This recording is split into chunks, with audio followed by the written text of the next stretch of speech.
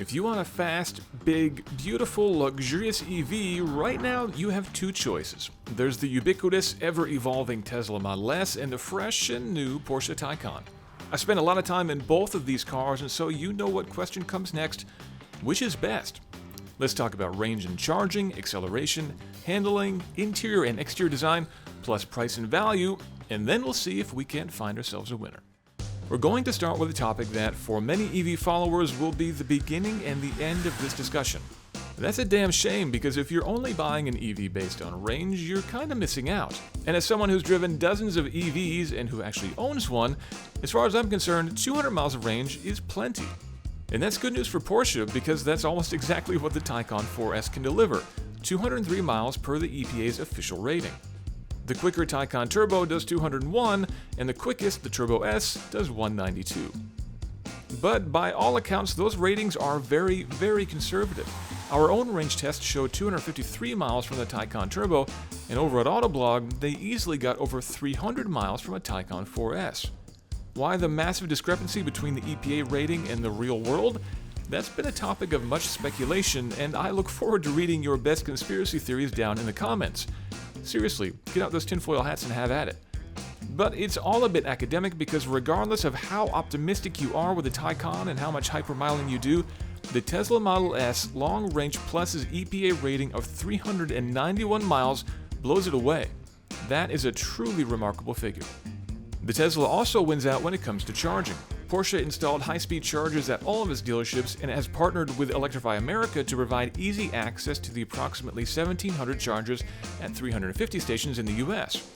While those chargers are almost all significantly faster than Tesla's superchargers, Tesla has numbers on its side, with over 16,000 superchargers at nearly 1,900 locations in North America.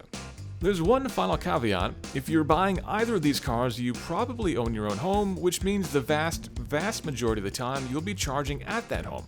So public charger availability isn't as big a deal as most people make it out to be. However, that doesn't stop this category from being a big win for the Tesla. Suffice to say that these are two of the quickest cars on the road. Quicker than most supercars, quicker than most race cars, quicker than just about anything else I've ever had the privilege of driving. And I've been lucky to drive a lot of stuff. And the beautiful thing about these cars is that they do it completely silently and without any complex entering of launch codes or enabling hidden options in menus. Just put your foot down and they absolutely rocket forward. The top shelf Taycan Turbo S will officially sprint to 60 in 2.6 seconds, but Motor Trend and plenty of others have clocked it at 2.4. That, for the record, is the same as a $3 million Bugatti Chiron.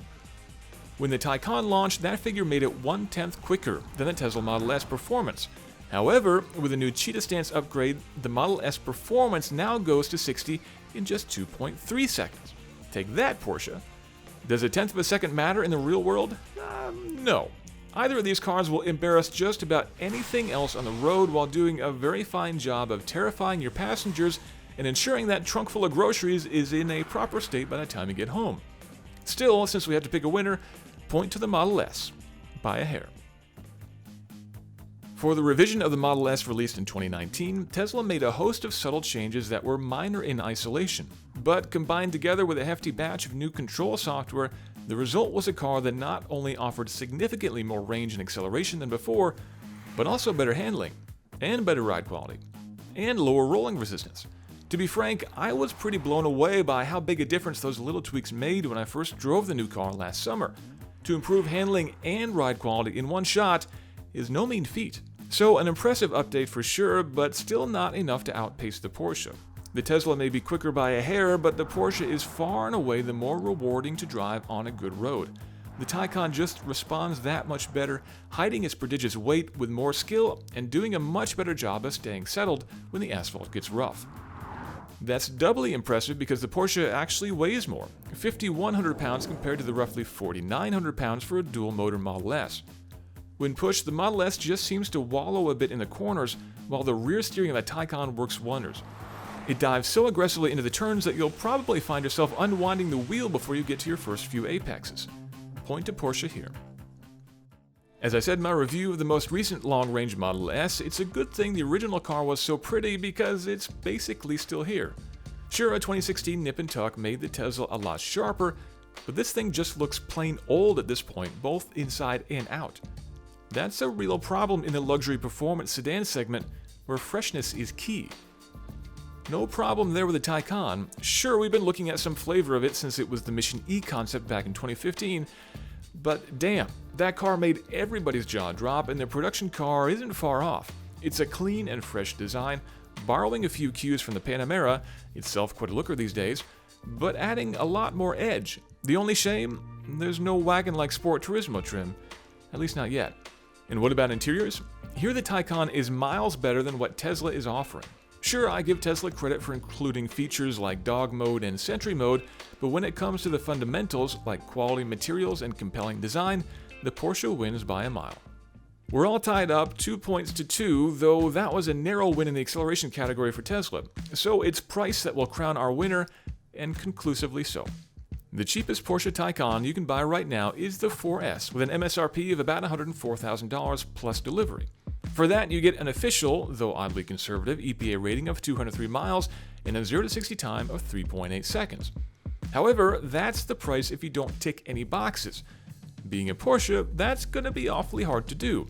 The InnoDrive Active Safety Suite costs a not-so-sweet $3,600, while the performance package, including rear steering and torque vectoring, is a further $6,400.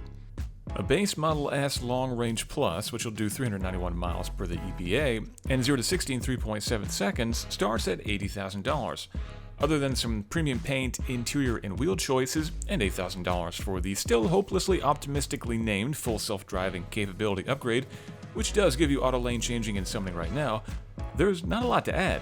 Tick all the most expensive boxes and you're looking at $96,490 plus delivery, about $7,000 less than the base Porsche, which at that price doesn't even have adaptive cruise. I won't compare the Model S performance to the Taycan Turbo or the Turbo S because the financial rift just gets way wider. Suffice to say the Porsche is the more premium looking and feeling and handling car, and it is priced accordingly. So, which is the winner? Well, if budget were not a factor, I'd have a Taycan in my garage right now. But of course, price is always a factor, and when it comes to speed, range, and features, the Model S wins this fight. 8 years on, the Tesla still has legs. That's what I think, but I want to know what you think. Which are the most important criteria when you're buying an EV, and which of these two would you take home? Make sure you like and subscribe, and if you know somebody else who's thinking about buying either of these, please send them this video. We'd appreciate it.